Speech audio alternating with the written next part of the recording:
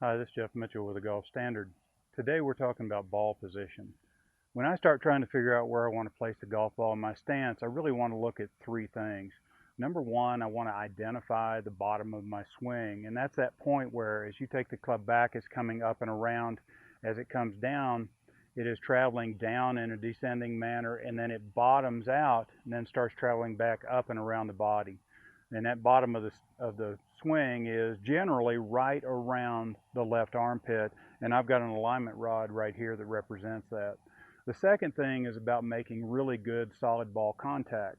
Now it is easier to make good solid ball contact by having the golf ball more back in your stance, having a descending blow and catching that golf ball before you get to the bottom of the swing.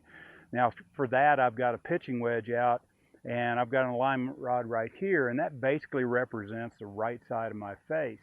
Now as I start going to clubs that have less loft, I still want to make good solid ball contact, but I also need to control that third part, and that's the trajectory. Almost every shot, if well hit, is going to achieve about the same apex. I know it sounds strange, but a 5-iron will end up going the same height as a pitching wedge if it's properly hit. And by doing that, you can kind of control the descending angle, control the golf ball not only in the air but on the ground too. So I've got a 7-iron here, and it has quite a bit less loft than a pitching wedge. So I've moved that up. This alignment rod represents my nose. So about a 8, 7, and 6-iron, I'm going to place pretty much right about even with my nose.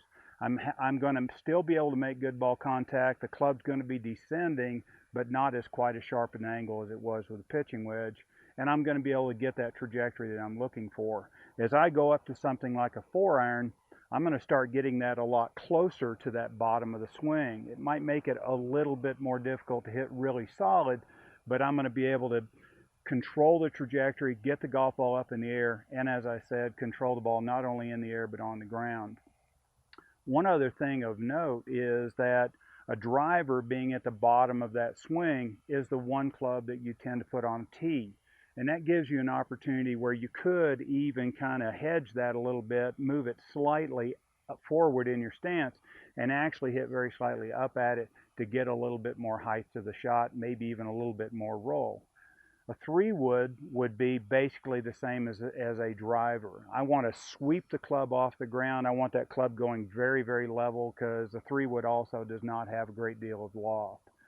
The key elements here are you've got to figure out where the bottom of your swing is. You want to make sure you can hit it solid, and you want to control that trajectory. And by having right side of the face, nose, left side of the face, and then understanding where that bottom of the swing is, I think you can accomplish all of those. Until next time.